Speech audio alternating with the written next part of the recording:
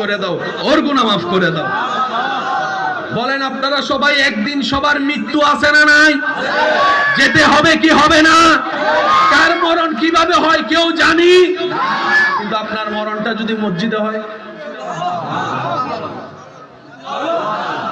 আপনার মরণটা যদি মসজিদে হয়, আর পজিশনটা যদি এমন হয় আপনি সিজদায় রবের দরবারে মাথায় ঝুঁকাই দিয়েছেন, মসজিদে আপনার অবস্থান, ওই অবস্থায় যদি মৃত্যু হয়, এর চাইতে বড় খুশি, এর চাইতে বড় ইজ্জত।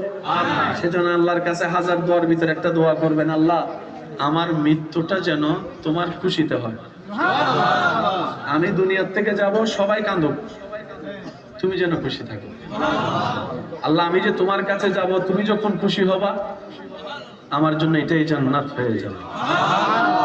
আমার যুবক ভাইয়েরা, 5 ওয়াক্ত নামাজের দরকার পড়তে দেয় না কে?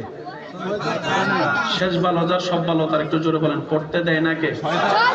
কারণ শয়তান, আপনি নামাজ পড়লে শয়তান নারাজ হয়, কারণ আপনি রহমত পাচ্ছেন।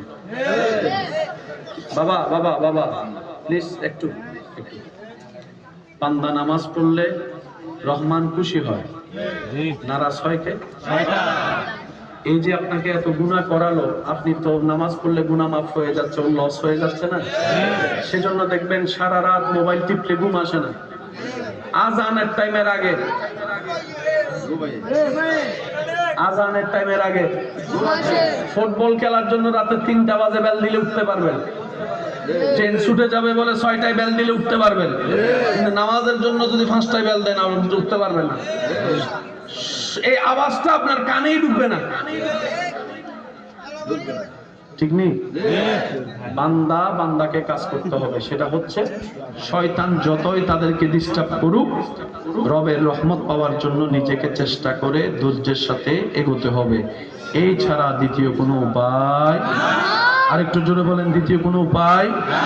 আল্লাহ তাআলা আমাদের সবাইকে নেক বান্দা বনে দুনিয়ার থেকে যাওয়ার তৌফিক দান করুন। মনে রাখবেন, গুনাহ বেড়ে গেলে এটা শক্ত হয়ে যাবে। শুধু সিগারেট খাইলে কালো হয় না, সিগারেট খাইলে ফুসফুসি নষ্ট হয়, গুনাহ বেশি করলে কলব নষ্ট হয়। বুঝতে পারছি? অনেকে আছে না, ভালোবাসার মানুষকেও দেখতে পারে না, মায়া নাই অন্তরে। কেন? অন্তর পাথর হয়েছে। এই অন্তরে আর কারো প্রতি মায়া ভালোবাসা লাগে, কিন্তু যখন আপনি ইবাদতে থাকবেন, দুশমনকেও মাফ করে দিতে ইচ্ছে করে। আমার কথা কি বুঝতে পেরেছেন? আল্লাহ তাআলা আমাদের সকলের হাজিরি কবুল করুন, এই উপস্থিতিকে কবুল করুন। আমি তো আপনাদের এলাকার মেহমান, মেহমানদারি আছে তো আপনাদের এখানে না ইনশাআল্লাহ। আমার কমিটির ভাইয়েরা আপনাদের কাছে একটা আবদার করেছেন, যে আবদারটা আসলে আমি রাখার যোগ্য না, আমার এটা ইউজ টু না। আপনাদের এলাকা সম্পর্কে আপনারা জানেন, আপনাদের পরিবেশ সম্পর্কে আপনারা জানেন, তো ওনাদের আগামী বছর মাহফিলের জন্য আপনাদের একটু আন্তরিক সহযোগিতা চেয়েছেন। কিভাবে বলতে জানতে